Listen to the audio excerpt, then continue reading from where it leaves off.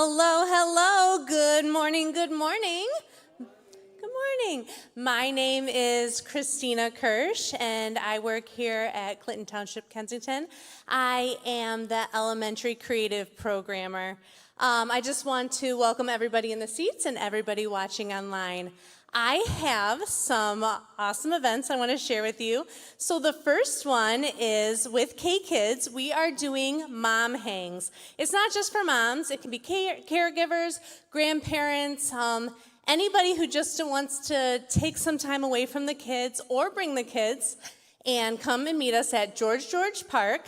Our next one is this Wednesday, which is the 27th at 6:30. We'll be near the playground set so that you can keep an eye on your kids. Bring dinner, bring coffee, and just join us for a conversation, get to know us, and we'd love to get to know you. And just keep an eye out on our K-Kids Facebook page for updates because of weather. We also, this month, have some events. We have Girls' Night Out, which is going to be so fun. I'm super excited about that. That is August 2nd, 6:30 to 9. We're going to be doing mocktails, appetizers, desserts, and we're going to have some fun games. And you guys should come, get all dressed up, grab your girlfriends, and just have some fun with us. There's going to be various women teaching all different age groups. There's going to be all different age groups, women there, and they'll be teaching how to walk by faith and not by sight. So I really encourage you guys, ladies, join us. It's going to be great. And then the men, we got the pig out for you. So I know you've been watching your beach bod, but you are going to want to come here and you are going to want to eat all the barbecue you can eat. And you're also going to hear a message. Both events require a registration, so you're going to want to do that online, and there is a small fee. I think that everybody in here should sign up and get connected with the community. I know that changed my whole life. Once I started to meet people and meet friends, I actually met my very best friend here, and I made a bunch of different mentors that mentor me now, and I just think everybody deserves that. If you are new here, you can go ahead and check out the pub. Go ahead and step outside when you're done. Look for the orange shirts. They want to connect with you. They want to answer your questions. If you have any questions about the events that I just talked about serving, anything Kensington, just go ahead and stop by the hub. They'll help you out. So today is the last day of our 4-week series, Epic Tales. And today we're going to hear about an incredible act of love and friendship shown to a paralyzed man from his friends. As I was looking at the announcements, I thought, what an amazing story for us to hear today, because we're talking about connection and making friends with all these events. So we are beginning a new series next Sunday, and we're going to take a look at a video to see what it'll be focused on. But first, I want you guys to stand up, high five some people, give a hug, shake hands. So everybody stand on up and greet your neighbor.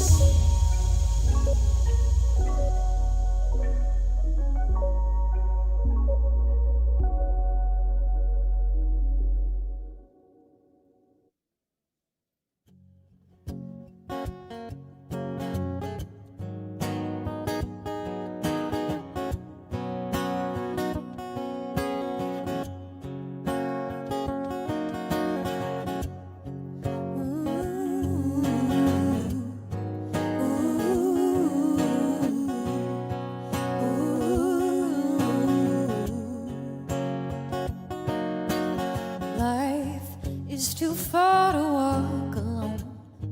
You can't do it on your own. It's like bare hands digging through stone.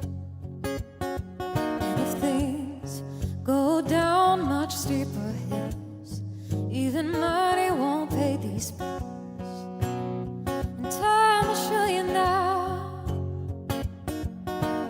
people gonna be okay. You know that storms never come to stay. They just show us how bad we need each other. How bad we need each other.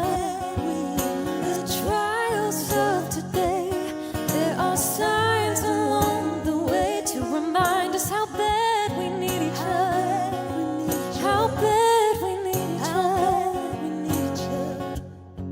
Ooh, ooh, ooh.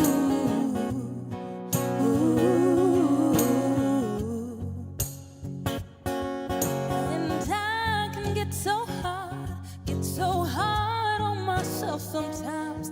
I keep on drifting a million miles from this planet. And what a shame it would be on my life and realize that I've taken you for granted.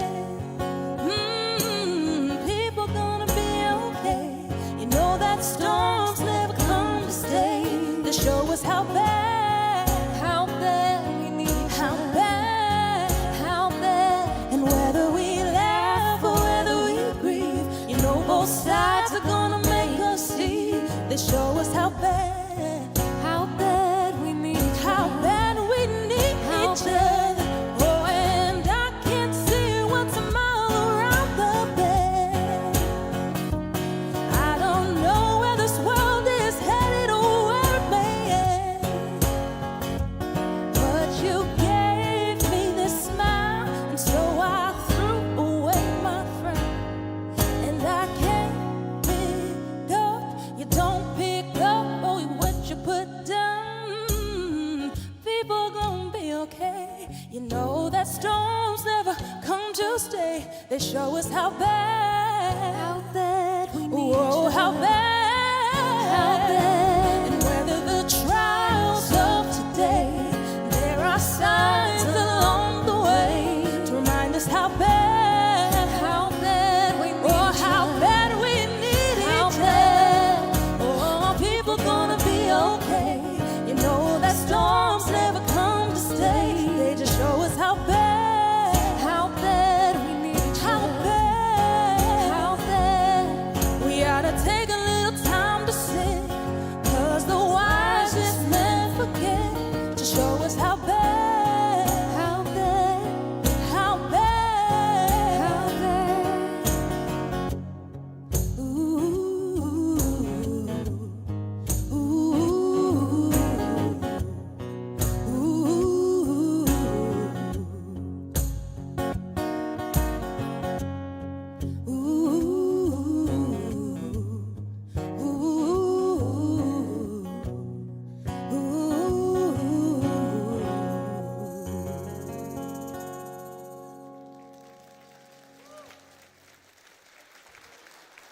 Come on, that was great.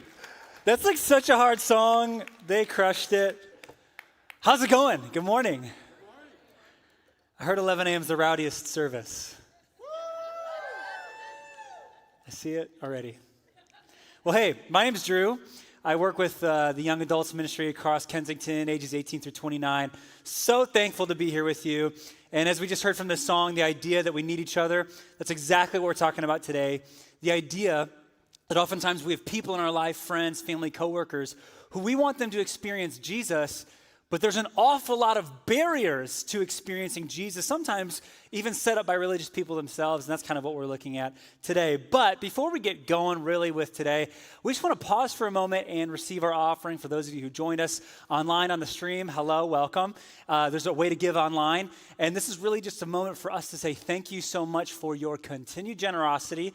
And by giving, it's just a sign of trust to say, hey, we care about the message of Jesus being spread, for people to be relieved of their guilt and shame, to have emotional safety and security with God. And that's just like a sign of our trust saying, hey, we trust that this message is going out. So there's a few easy ways to give. The first of which, you can text the word Kensington to that number. It'll spit a link right back to you in text message. Or you can give online, a set of recurring giving. Or if you still belong in the Stone Ages, we have Box 4 Cash.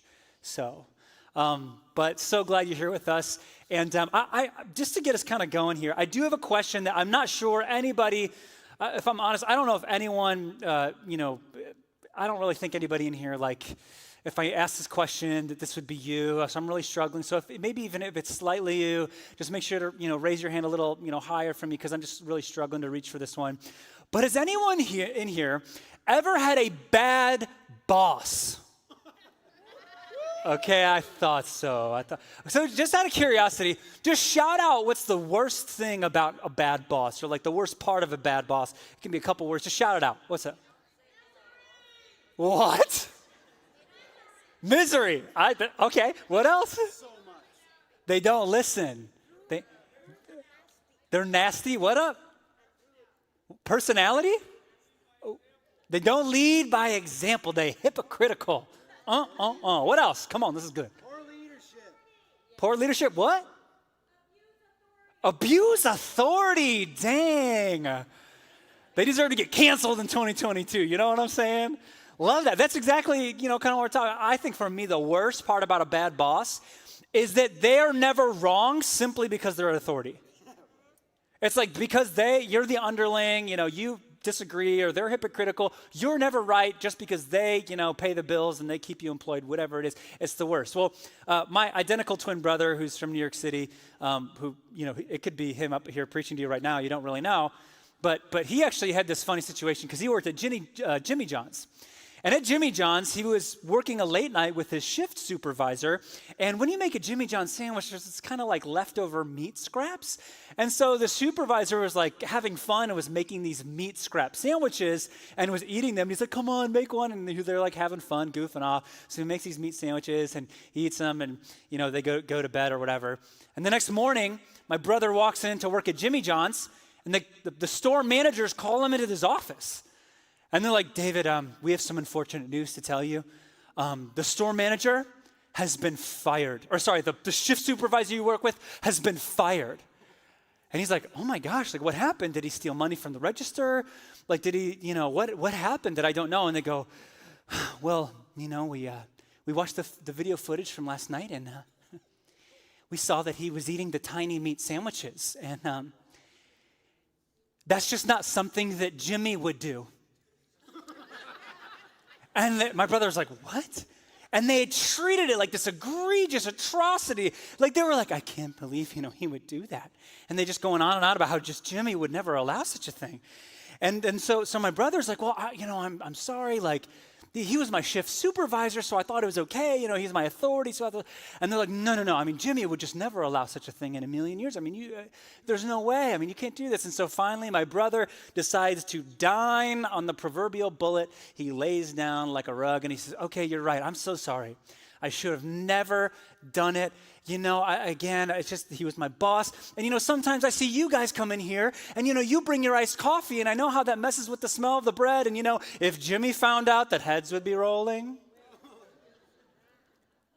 And immediately the supervisors just walk it back. Oh, yeah. And they get stuck for words. And isn't this what's so true? Whenever there's authority or there's people who care about being right all of the time, is that when being right is the most important thing, you are blind to your wrongs. When being right is the most important thing, we almost disown anything about us that's in the wrong. We reject it within ourselves. As maybe you've noticed when you fight with your partner, they're never wrong. I don't know if you've ever noticed that. Like they're always right, and everything they said has some sort of justification or reason for it being there, right? If we're taking this example in marriage, what's at stake with being right? Well, if I'm right, that's insurance. That must mean that I'm the good person in this relationship, and I don't have to feel shame anymore. In fact, I love how I heard someone else say it.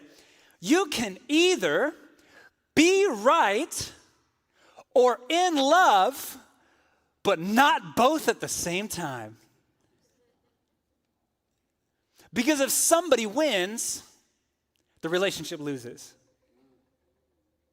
If we're playing a game and someone has to be right and someone wins, eventually the relationship ends up losing. This happens in our politics and our worldview. If being right is the most important thing because it says, I'm a good person, I'm contributing to the health of the world, the betterment of humanity, and if, unlike those wrong people who are worsening humanity, or maybe it's in our faith systems, where it's really important to have right living and right thinking underneath God in perfect submission, because if I live right and I think right about God and I organize his commandments perfectly in my mind and I execute them, what's going to happen? If we're right, maybe we wouldn't think this so consciously, but somewhere in us we believe that we'll attain a greater blessing from God and that the outcome of our life will simply be better, unlike all these other people who have wrong living and wrong thinking. In fact, for me, I will never forget in college, my freshman year, when I punished two of my best friends because I found out that they were drinking behind my back in my buddy's dorm room when I was trying to live for Jesus.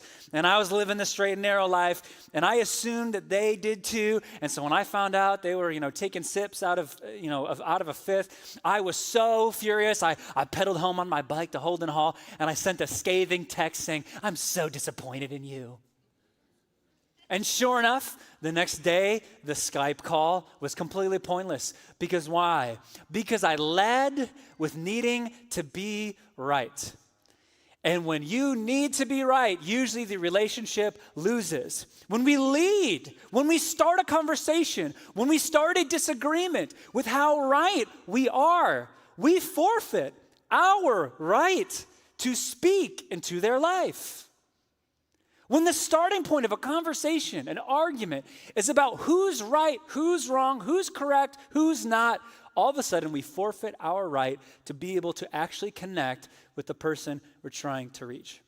And so that's exactly what today's epic tale is all about, is that both Jesus and a group of friends were willing to appear wrong in the eyes of religious critics that would have damaged their reputation and would have hurt their belonging in their society. And so this one kind of idea that was well accepted as right in the ancient world was an idea pertaining to sickness. Specifically, that if you carried sickness, it meant you must have some sort of sin in your life.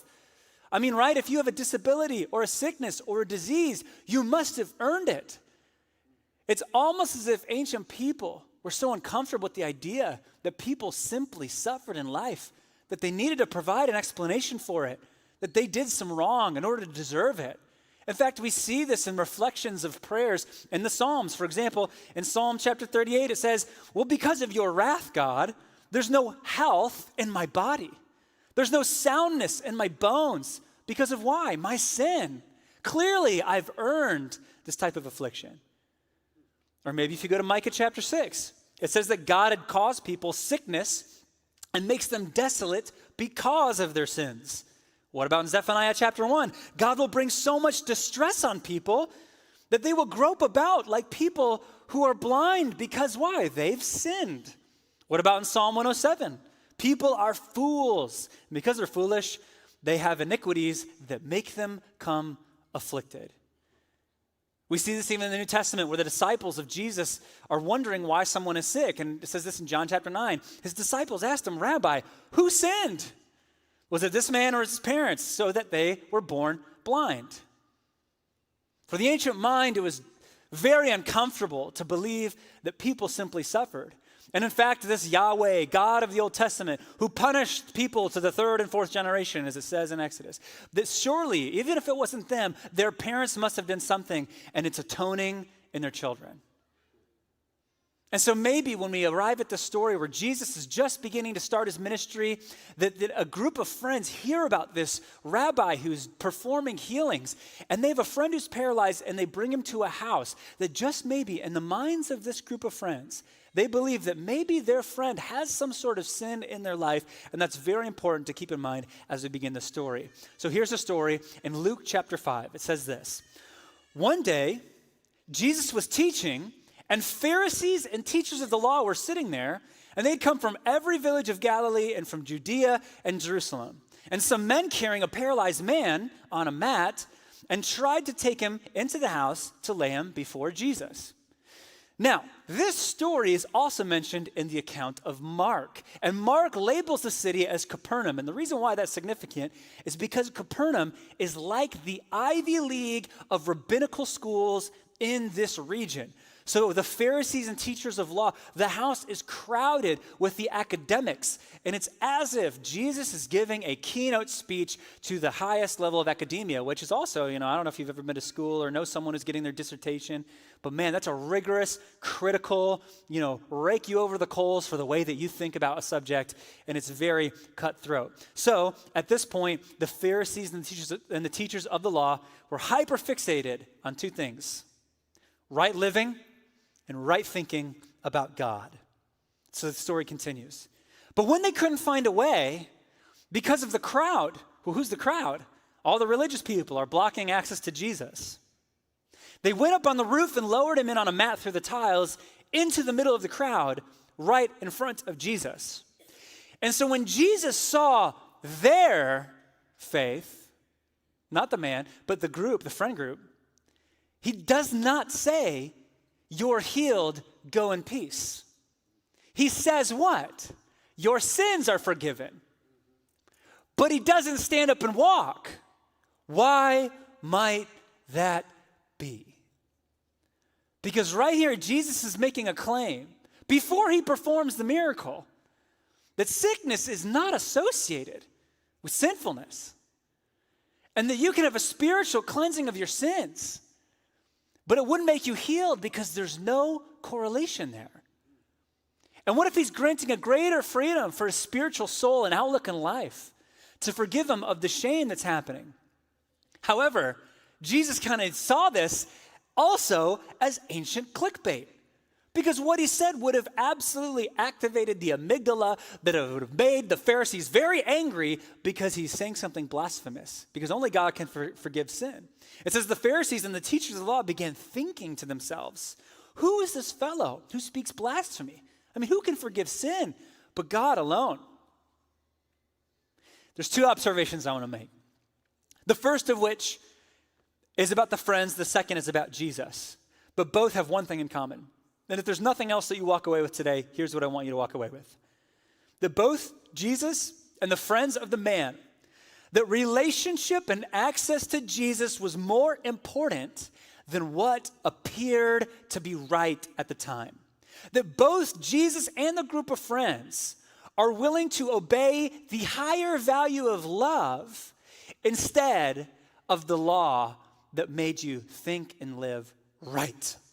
For example, the friends, they chose to put faith in a man they'd probably never even met. Because all at this point, this is early in Jesus' ministry. I mean, even think about it. This is the first recorded time Jesus teaches in front of religious critics, the Pharisees and the teachers of the law. So there's no target on his back. There's no plot to kill him. There's no bad blood. He hasn't provoked any of these academics and religious oppressors. At this point, Jesus has a clean slate and is willing to put his neck on the line to love someone who's hurting and to ruin his own reputation. But the friends likewise, they are willing to risk their standing in their community by putting their faith in some random miracle worker because they believe that somehow he might be connected to the divine. And it's when Jesus recognizes, says, I see that you have faith and your sins are forgiven, that it's granted to them, that their faith has rewarded them.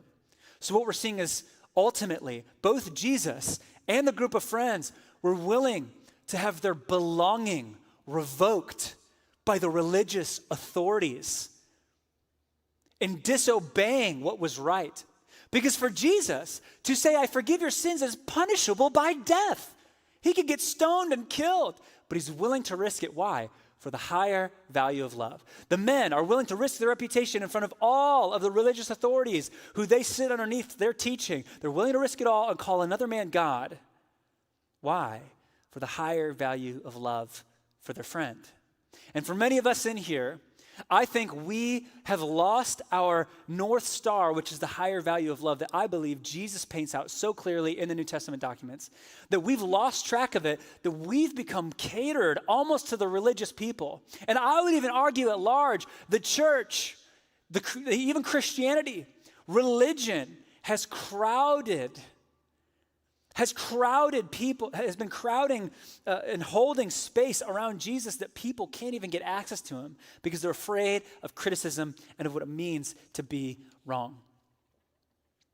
So ultimately, Jesus asked them a question. In chapter 5, verse 22, he says, Jesus knew everything that they were thinking. It says, why are you thinking these things in your hearts? Which is easier to say, your sins are forgiven, or to say, get up and walk? And at this point, the question's a trick question. Both are impossible because both require some sort of access to God or being God, right? Nobody can forgive sin but God, and nobody can heal but God. And he says, but I said I'm going to forgive sins to distinguish that there's a separation here between sin and sickness. Not only that, I'm here to tell you that the miracle I'm about to perform is going to substantiate the claims that I do in fact and can in fact forgive sin because I am the Son of Man. He says, but I want you to know that the Son of Man has authority on earth to forgive sins. So he said to the paralyzed man, I tell you, get up, take your mat, go home. And immediately he stood up in front of them and took what he'd been lying on and went home praising God. And the scriptures recount this very interesting detail. It says that all, not some, all were amazed and marveled at what God had done in their presence, and they praised God. I mean, if you are familiar with the Bible, really there's no other place where the Pharisees or the religious elite would ever stand and be in awe of a miracle of Jesus because they'd be too busy criticizing him. So here in the very beginning of Jesus' ministry, the religious people had a decision to make. Will I choose to betray what I've known is right for the higher value of love? Or will I double down on needing to be right because it says something about me and my identity? And a chapter later, Jesus breaks the rules again and he heals a person on the Sabbath, a day you're not supposed to work. And in the process, it's the first time we see that they get angry and furious at Jesus. They choose the path of needing to be right. And when we choose the path of needing to be right, relationships usually lose. See, I would argue in the church, similar to the Pharisees, religious people, if they double down on needing to be right, and they lead with being right, they'll forfeit the right to speak into people's lives. And that ultimately they'll just create barriers for people who are hurting, sick, broken, and ashamed from getting to Jesus because they've created the borders and the barriers to be too high for people to have access to him. Now, I've never said this. I've been serving as the young adults pastor across Kensington for 5 years. And ever since the pandemic, and maybe you've seen this with some of your friends, young people aren't going to church in the same way. I think people aren't going to the church in the same way. And we can hypothesize and speculate why that might be. But I do believe that for all of us, there needs to be a reframing of how we understand the higher value of love so that we can be more effective in reaching our friends to reach the source of life that is Jesus. See, I love the example of smart generals will pick the place of the battle. They'll choose the high ground, they'll scout the land so that they can just be more effective in winning the battle. In the same way I believe in faith, we need to choose our battlegrounds to be more effective to win people in. And I believe that for decades now, at least in our modern mindset in the American West, we have chosen shame to be the way that we frame how to enter into religion. And I want to propose, as our application here today, as we're going to spend a little time here, I want to propose 5 ways we can bring people to relationship with Jesus when it feels like religion has crowded Jesus and made it impossible to access him. So 5 ways to have relationship with Jesus, to bring other people, our friends, neighbors, family, to Jesus when it feels like religion has created extreme barriers. Number 1, presenting morality as wisdom, not prohibition. What do I mean when I say that? Morality is the do's and the do nots, the shoulds and the should nots. And often we present that up front. I'm not saying to abolish that. I'm not even saying to get rid of it. I'm just saying, can we start in a different place in the conversation that might be a little more effective? What if we reframe morality not as something that's just something, prohibiting you from living your most fun-free life, prohibiting you from making your own decisions? What if we framed it as something that's simply wise for your life, right?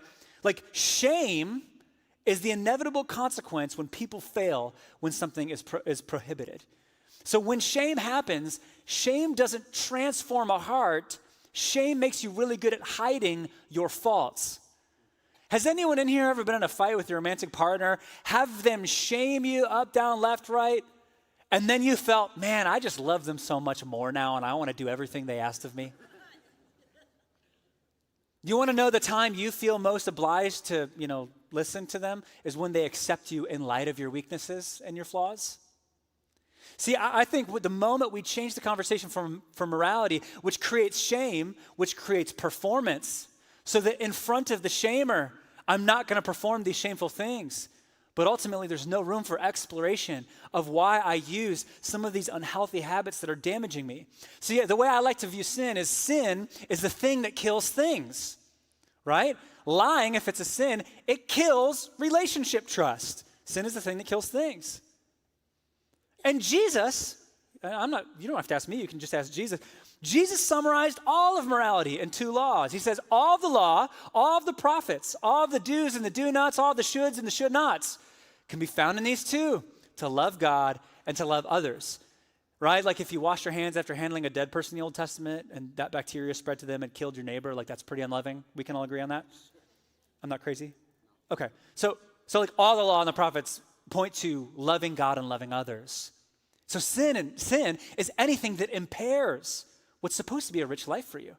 So when we understand morality as something that serves us, that's for us, right? That simply if we lie, it breaks relationship trust and it causes pain, that's just a bad consequence. So God setting up morality isn't here to hurt us or to make us not have fun. It's just a guide of wisdom saying, I want you to live a rich life that loves God and love others. In fact, he even says it differently. Jesus says this differently. He says, guys, the Sabbath day wasn't invented so that you could serve it, right? I didn't say, hey, here's the Sabbath day. You need to obey it just because. He says, no, I created the Sabbath so that you can what? Rest on it. The rules are there to serve you, right? There's 2 kinds of people. People who live to serve the rules, and people understand that rules live to serve you. Does that make sense? Am I crazy? Amen. Number 2. Seeing our faith as valuable, not dutiful. Seeing our faith as valuable, not dutiful. Tim Keller, he says this excellent, he's a great author and thinker. He says, former generations, when they attended church or they joined Bible studies or they thought about their faith, usually a question in their heart they would be asking is, am I a good person?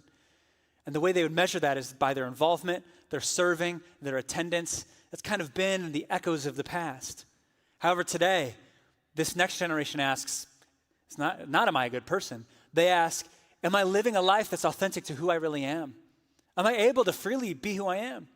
And so while former generations will still maybe belong to a church or show up on a Sunday, it's because it feels like it's duty and it communicates something to me, that I'm serving the bride of Christ.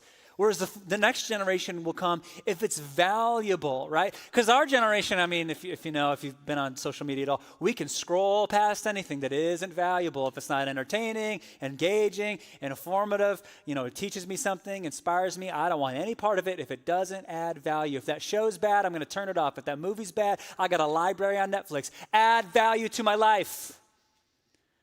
But here's the thing. Even if you don't follow Jesus, and you choose to follow the teachings of Jesus, it adds value to your life. Meaning this, I believe that when we look at the teachings of Jesus, it's intrinsically valuable, meaning in and of themselves, by themselves, practicing the ways of Jesus makes your life better. For example, what are the things that Jesus teaches on? Forgiveness, love, sacrifice, kindness, having one-on-one conversations with people who've wronged you, not letting, turmoil sit between you and your brother, honoring your wife, honoring your father and mother, all these things that when you do them, they just make your life better. See, I believe that even if we don't believe in Jesus and we practice what he teaches, it adds value to our life. Even for me, as I lead young adults, a lot of times I think how people will approach the church, and I get a lot of my young people saying this to me. They say, "Oh, I'm so sorry, I just haven't been there in a while. Like I haven't seen you." And over and over again, for me, it's not about duty because that creates shame. What it's about is value. So instead, what I say is, "Oh my gosh, I totally understand. Life is busy. I don't care that you're not there. I just miss you. The reason why I miss you, and the reason why I love this." This gathering that we have is because I know how valuable it is. I know how much I need community, man. I know how much you need community. I know how many of you, you looked at the weather outside and it was gray and you said, "Oh my gosh, I don't know if I want to go outside today." And then you saw that Adam Karshner wasn't speaking, it was me, and you're like, "Did I make the right choice?" Because why? You wondered if it was going to add value to your life, but sometimes when you go to church, inevitably you're like, "Man, I'm so glad I decided to go." Why? Because it adds value to your life. So it's important to have discipline, right? It's important to do the things. It's important to have duty. I'm not throwing that out. What I'm simply saying is to have a different starting point that emphasizes what? The higher value of love. Number 3, showing authenticity over performance. I think what's plaguing the American church is that we've strived for excellence. And in the process of needing to have everything be so performance-oriented, that sometimes we've sacrificed authenticity. And the way this feels is sometimes when we use fake emotion or fake hype to try to convince people that they should follow Jesus, when in the process, it doesn't resonate in the souls of people because it feels like a performance, not like something that's authentic. And when I say performance, I'm not saying, I think Kensington in the 90s has done through now has done a fantastic job of trying to reach the person who's far from God, using excellence. It's not about abolishing excellence. It's not about using, relatable messages or relatable songs to connect to people. It's not about that. But it's about having it be real to people who are in the seats. It's about opening up in our vulnerability. One of my favorite quotes is from Craig Groeschel. He says, "People would rather follow a leader who is real than they'd follow a leader who's always right." Adding in authenticity oftentimes speaks to the heart. I actually had asked a famous leader that I deeply admired. I got a 5-minute car ride with him. And I said, "Man, how do you preach in such a way that's just so passionate and authentic?" And he goes, "Honestly, every time I speak, I always start with my convictions." I think what happens in church is there's so much hollow preaching, or there can be so much hollow feelings, is because people will try to sound smart, or they try to perform so that people can, see them and their ego or what they bring is good, instead of just starting with what they already believe and what God's showing them. And in order to do that, you need to be able to be with God, to know what he is saying to you to begin with. I think when people sense what's real, they'll inevitably be attracted and drawn to Jesus. Number 4, error towards radical acceptance over the fear that you're enabling your friend or your family. I think so many people are terrified to bring people into faith or to talk about Jesus because we're afraid of changing their lifestyle. And then we're afraid that if we don't confront them on their lifestyle, that means we're an unloving person who's enabling their acts of sin, and that says that we're a bad person and that God's going to hate us. Did I hit that on the head? Okay. But here's what I'd say. The Bible, it says, it actually goes on both sides. It talks about radical acceptance, and it talks about, hey, like if you have an issue, bring it up gently. It falls on both sides, but I believe that there's actually two pretty clear tiebreakers that we can all hang our hats on. The first of which is the Apostle Paul. He talks about what it means that for people who are far from God, we just don't judge them. And if you don't, like this, then, you can talk to the Apostle Paul. He says this, "For what do I have to do with judging outsiders? Is it not those inside the church whom you are to judge?" I mean, this is probably the clearest instruction to anyone following Jesus, that you literally shouldn't judge people who are far from God. In fact, Jesus never does. Every encounter with people, he never shames or condemns the sinners, tax collectors, prostitutes. He was willing to be associated with them and to be called a sinner. He was willing to appear as wrong. That's how badly he wanted to connect with them instead of shaming or condemning them. People might have even thought that Jesus enabled people in their sin. See, I believe that the ultimate tiebreaker, though, is the idea that Jesus died on the cross even when we were still sinners. Meaning, if you have a friend or a family member and you're like, I don't know if I should confront them, I don't know if this is Jesus-like, I don't know if this is God-like, and they say they follow Jesus, well, how about this? If we maybe just err on the side of radical acceptance, because that's exactly what God did by sending his son to die, that even when we were dead in our trespasses, Christ died for us, and now we love because he first loved us? Meaning that you change people's hearts when you love and accept them, not when you shame them? We respond in love when we are loved. Our heart can explore and be transformed when we're loved and accepted right where we are. Change can happen when we are accepted right where we are. And oftentimes we're so terrified that we're going to lead people astray when Jesus is the Lord of their life, not you. Err on the side of radically inviting people into the accepting love of God the same way that God has radically accepted you. And finally, number 5, to make love the sign of maturity, not how much we know in our knowledge. Jesus never went to the hillsides of Galilee or Judea and opened up a Torah and went verse by verse through Leviticus, exegeting it exactly how they meant it. Because guess what? Most of the people in the ancient world, they couldn't read or write. They couldn't highlight, the scrolls of Torah because they didn't possess it. That was housed in a synagogue. So most people didn't even have access to scripture, and they couldn't make notes the way that we do in Bibles. And so for the most part, they just maybe heard stories from the past and had to memorize some of it. But Jesus doesn't even use that when he teaches to them. Instead, Jesus talks about, well, how do I relate to these people? Well, he goes, well, there was a man and he had a lot of fish, or, there's a man with a lot of seed and there was this king, right? And Jesus tells stories, why? To reach his audience. And in all of this, Jesus decided that it wasn't important with how much you know. Because in how much you know, just like the Pharisees, how much we know can just collect in us. It's like a river with no outlet. It becomes a swamp. And we just collect all this knowledge, but it ends if we don't pass it on to somebody else and love them. See, the idea is that Jesus gave the final commandment from 2 to 1.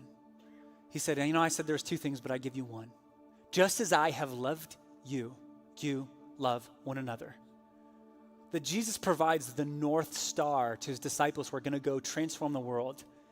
That the highest value, the North Star, is the higher value of love. And we see this play out in all of Jesus' betrayals of what was the law. That Jesus would even correct the law. You've heard it said, but I tell you. See, how many of us would be terrified to spend time with a friend or family member who maybe was at the club or the bar till 2 a.m. because we're afraid of what religious people might think? Because that's what Jesus did. Because Jesus is willing to appear to be wrong in order to win the relationship. See, I don't know who in your life comes to mind, but like the group of friends, we need to be willing to be wrong so that we can win the relationship. Because if all we do is start with what's right, and what's correct, and what's godly, and what's honoring, and how culture's wrong, and how that's the world, and that's thinking like the world, all of a sudden, we're losing the relationship. And when we lead with what's right, we forfeit the right to speak into their life. I'll never forget when I was growing up, when a pastor who had just taken over the church that I attended, he said this statement. He was very snarky and was very rule-oriented, very knowledge-oriented. He says this. He says, I want you to go ask all your Christian friends what propitiation means and see if they know. And we'll see if they're really Christian. See, here's the reality. Maybe some of us have unknowingly, unintentionally been that type of Christian. where we've enforced all the rules, we've been border enforcing, creating the barriers to be so high so that nobody can access the real faith because it would reflect on our identity and how hard we've worked to be right. But maybe others of us have sat underneath Christians, leaders, and authorities who've shamed us because we haven't been smart enough, we haven't been godly enough. And I'm here to tell you that the point of the gospel is that Jesus came for the people who were imperfect, who were sinners, who are far from God, not those who are healthy, not those who are well-educated, but for the people who actually needed him. And so for you to this morning and for your week and for today, maybe it's okay to be honest about the ways that maybe you are wrong and the ways that you've created impossible barriers for people to follow and belong to Jesus because it would threaten your standing in every behavior, every action that you've done to build upon your life of holiness and right living. And maybe for you, this is absolute permission for you to not have to be the smartest, most educated, most godly, most perfect Jesus follower because you need to cling to the highest value of love. Father, as we're in here today, may we be shameless in our pursuit of trying to bring people to Jesus and reframe faith in such a way that will be more accessible to them, that would actually reach them and be effective for them. God, that when we bring people to Jesus, it's because we are obeying the higher value of love, even if it means accepting them and we don't know if we should, but we're going to accept them because we believe that you are a kind, loving, forgiving God. And we believe, God, that you have accepted all of us radically in the middle of our shame and our shortcomings so that we can have life and rich relationship with you, that's eliminated so that we can just have rich life. We thank you in your name. Amen. So right now we're going to go into a couple songs of worship. And the first song is talking about how we're underdressed. Maybe some of us, we don't feel worthy to be in God's presence. We feel like we were the person lowered in the mat in front of Jesus. We didn't want to go. But today you belong in the presence of the King. And even if you don't feel worthy, he calls you worthy. Would you go ahead and stand with us as we enter into this time of worship?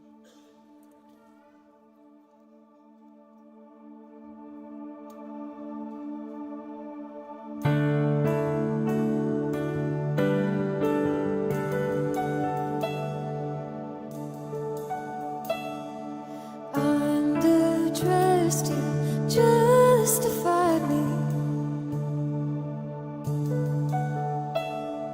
You tore down strongholds, justified me. The beggar's cup was filled with grace. Now I'm seated with a king. Your kindness leads me to repentance.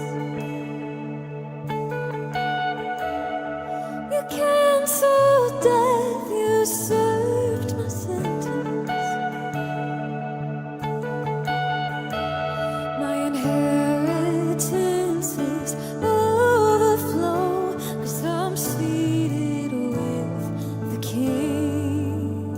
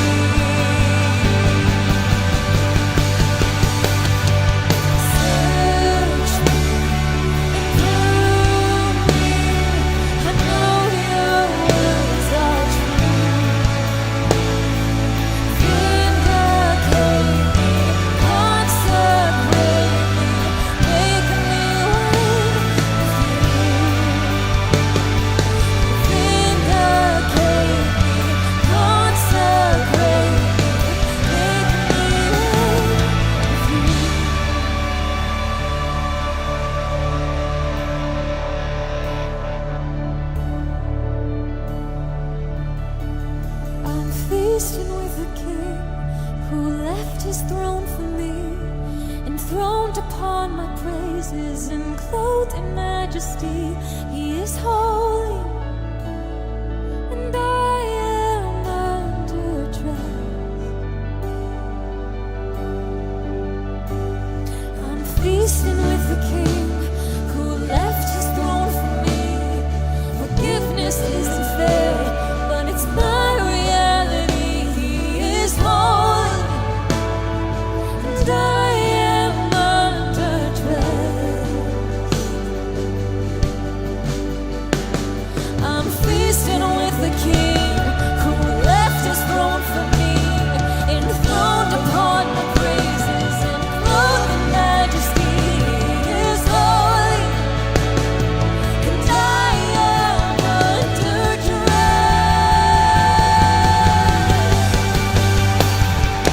Search me and prove me. I know your words are true. Vindicate me, consecrate me, make me one with you. Vindicate me, consecrate me, make me one with you. I'm feasting with the King who left his throne for me, enthroned upon my praises and clothed in majesty. You are holy, and I am under trust. Feasting with the King who left his throne for me. Forgiveness isn't fair, but it's my reality. You are holy, and I am under trust.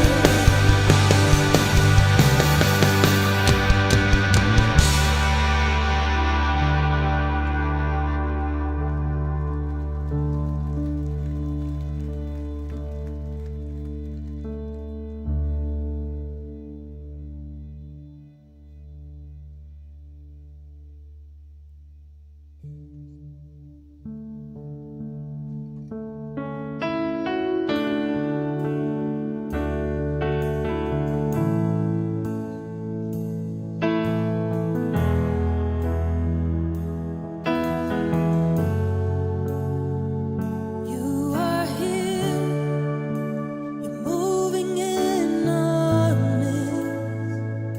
I worship you, I worship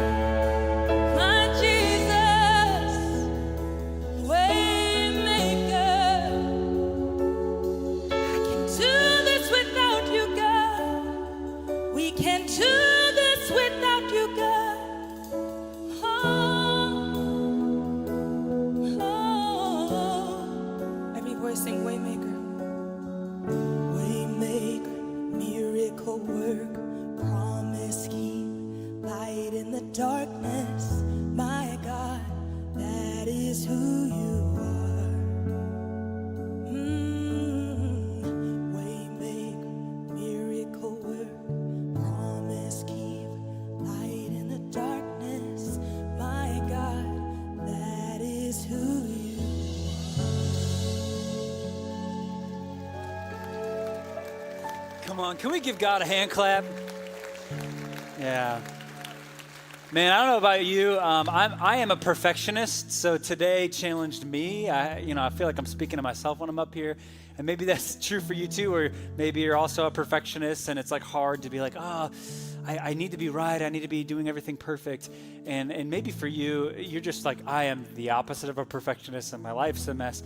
Either way, if you feel like you need some support and help, our prayer team is down front and they'd be thrilled to pray with you, talk with you, maybe something completely unrelated from today. We just want to be here to support you as a church. And hey, next week, honestly, I'm very excited for this new series, The Boomer XYZ, because kind of like today, it's surrounding there's a lot at stake when the generations are disconnected.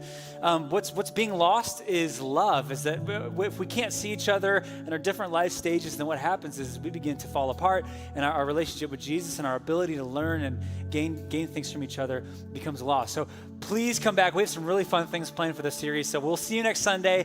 And if you are new, you can also join us at the Hub. If not, take care. See you next Sunday.